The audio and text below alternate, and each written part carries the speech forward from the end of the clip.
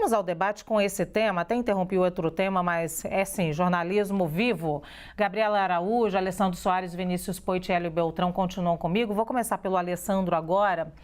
Há alguma possibilidade de ligação de Bolsonaro com essa suposta trama que relatou o senador Marcos Duval? Olha, eu acho que as investigações é que tem que indicar isso no final das contas. Mas quando a gente olha, eu sempre falo de cenário aqui, da pintura, do quadro que foi formado ao longo do governo Bolsonaro e durante o período eleitoral, quando a gente olha alguns fatos, olha só, tem essa acusação que parece estranha do Marcos Duval, que depois ele retroage, né, nos depoimentos na Polícia Federal, onde ele está falando nitidamente da questão do golpe. Você tem a deputada Carla Zambelli, né, inacreditavelmente, pelas acusações e a oitiva do hacker, né, que ela, em tese, teria tentado contratar para invadir as urnas eletrônicas ou o Tribunal Superior Eleitoral e para invadir mensagens do próprio ministro Alexandre de Moraes, ou seja, tentando criar essa mesma cena. É engraçado que é a mesma narrativa, ou seja, como tantas pessoas separadas chegam na mesma narrativa. Aí você encontra minutas de golpe, não é uma só, encontra 2 minutas. O que nós temos, no fim das contas? Alguma coisa estava acontecendo. Ou seja, não dá para acreditar e imaginar de maneira muito inocente de que nada estava acontecendo e que todo esse cabeçalho foram pessoas individualmente que estavam atuando, né, para beneficiar o governo Bolsonaro e o próprio presidente da República. É muito estranho, é duvidar do raciocínio. Às vezes, Lu, eu confesso para você, eu me sinto numa conversa meio sem pé nem cabeça. Em que sentido? Parece que a pessoa vem na nossa frente, agride a gente de maneira muito violenta e a gente acusa a agressão e a pessoa fala, mas eu não agredi. Não foi uma agressão, você está tirando de contexto. E a gente continua debatendo com essa pessoa, até a próxima agressão. E é isso que está acontecendo agora. Então, toda hora a gente está descobrindo esses laços, eu vou chamar aqui de laços de família bolsonarista, né, da trupe bolsonarista, e eles continuam querendo debater e discutir o tempo inteiro. Não, porque você está distorcendo, mas o tempo inteiro é um ato de violência. Eu sei que tem muita gente que compara esse tipo de situação que está vivendo agora o Bolsonaro nesse processo e outros, as pessoas comparam com, por exemplo, com o presidente Lula, com a agressividade política do presidente Lula nos debates políticos. Mas veja, não tem nada a ver, não tem conexão nenhuma o que esses caras estavam fazendo. O que eles estavam fazendo era literalmente um ataque ao processo político eleitoral brasileiro, cujo único intuito ou a única possibilidade diante de uma derrota eleitoral era qual? Era subverter a derrota. Aparece na narrativa da Zambelli, aparece na narrativa e no discurso e na exposição realizada pelo Marcos Duval, aparece nas minutas de golpe, aparece no dia 8 de janeiro, ou seja, é acreditar em muita inocência, é ter muita inocência acreditar que não havia nenhuma conexão. É claro, mas é um processo judicial, você tem que ter evidência, você tem que ter provas, etc. Bom, concordo. Mas veja, essas provas estão sendo levantadas, tem inquéritos em andamento. E isso é um inquérito, ainda não é propriamente processo, precisa lembrar disso. Então tem muita coisa ainda para ser descoberta, para ser elucidada, tanto no âmbito do Supremo Tribunal Federal quanto dos tribunais eleitorais do país. Para registro, nós falamos aqui, inclusive, que o ex-presidente já esteve na Polícia Federal 4 vezes, já que você está falando de todas as vezes agora em relação ao Marcos Duval, mas ele já esteve prestando depoimento em relação aos atos golpistas do dia 8 de janeiro, em relação à fraude, a suposta fraude no cartão de vacina e em relação às joias sauditas. Essa exposição que o Alessandro trouxe aqui, Hélio, de a palavra golpe aparecer em determinados momentos, ela prejudica, esbarra um inquérito em outro e acaba prejudicando o ex-presidente Jair Bolsonaro? O que ele traz aqui é uma narrativa que, as várias narrativas, inclusive, que eu já ouvi algumas vezes, né? Não, está aparecendo golpe daqui, golpe dali, golpe daqui, golpe dali, e isso vai prejudicar Jair Bolsonaro.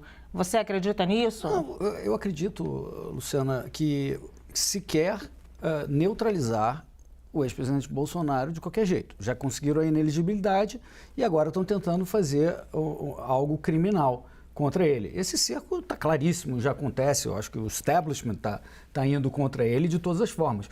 O ministro Gilmar Mendes, por exemplo, essa semana mandou desarquivar um inquérito sobre a gestão da pandemia, por exemplo. Esse inquérito que a gente está falando do Marcos Duval, acho que é até o menos problemático, porque é o Marcos Duval, da Loucademia da SWAT, que muda a versão a cada 10 minutos, né? E que era um plano do Daniel Silveira de mandar grampear o Alexandre de Moraes, e que, aparentemente, o ex-presidente Bolsonaro não fez nada, não há evidência que ele tenha feito nada nessa direção, inclusive falou que isso era uma loucura.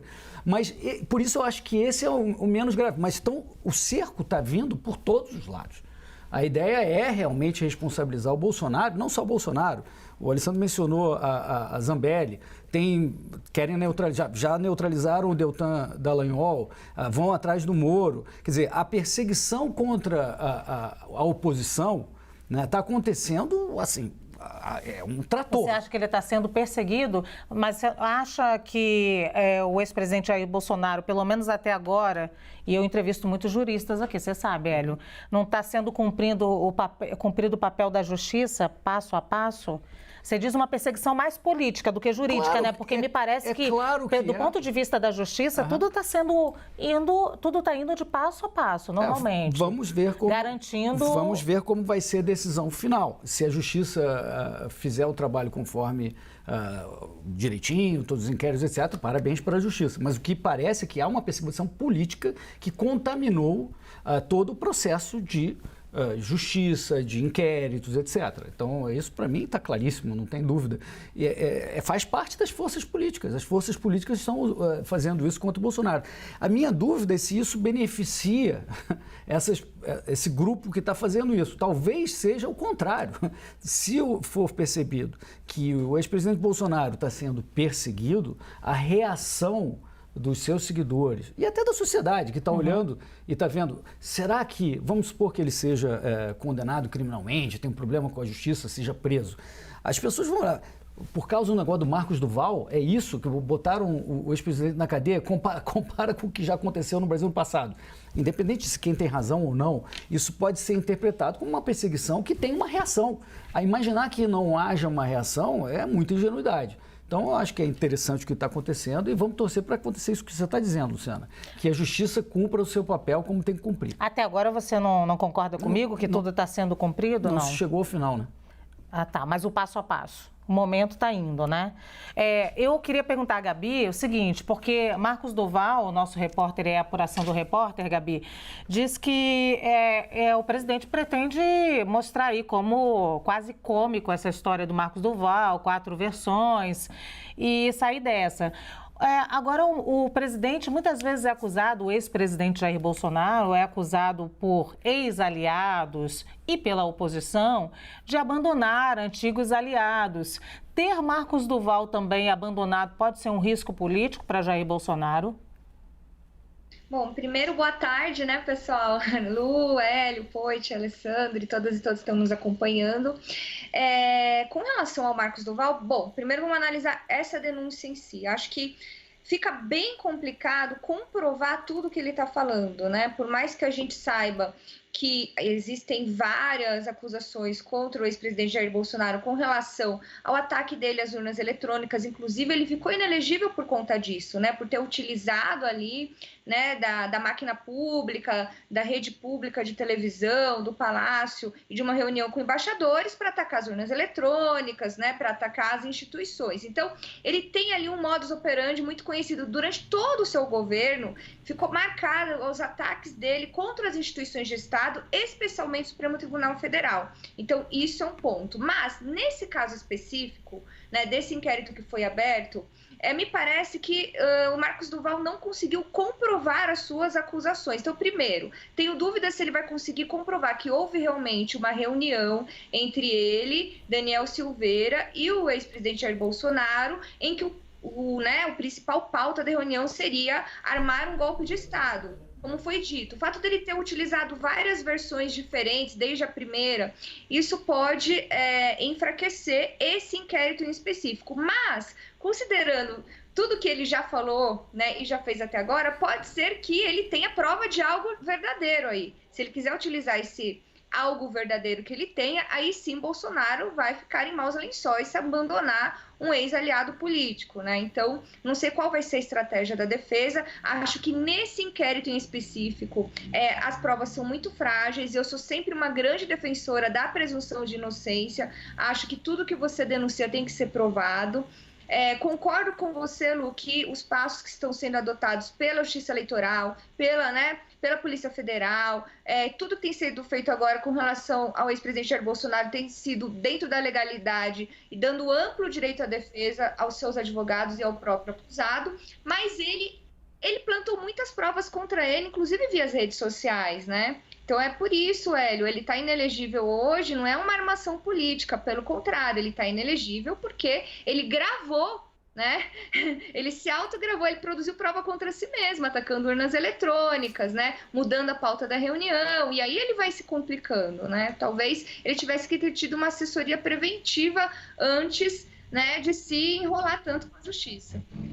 Muito bem, Poit, Marcos Duval, segundo a nossa apuração, vou fazer a mesma pergunta, deve entrar para o rol aí das pessoas que não estão mais próximas de Jair Bolsonaro. Nosso repórter já falou até que ele já não está mesmo.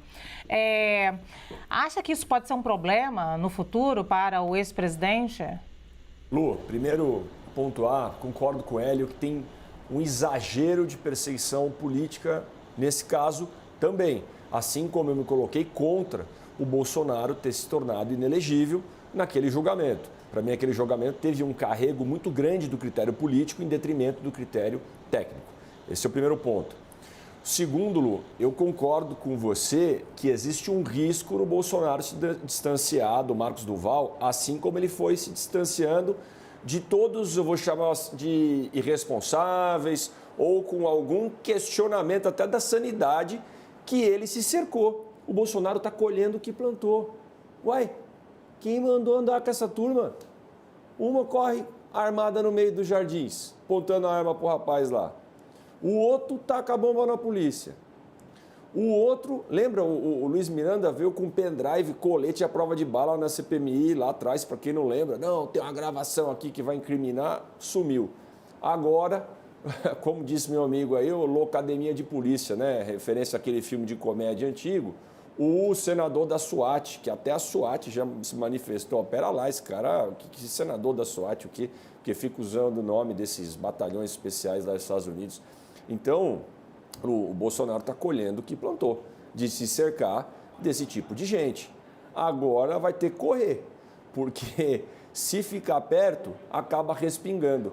Mas ele deve estar, às vezes, sabe quando diz o outro, num mato sem cachorro? O que quer dizer isso, né? Num mato desprotegido, ele não sabe o que faz.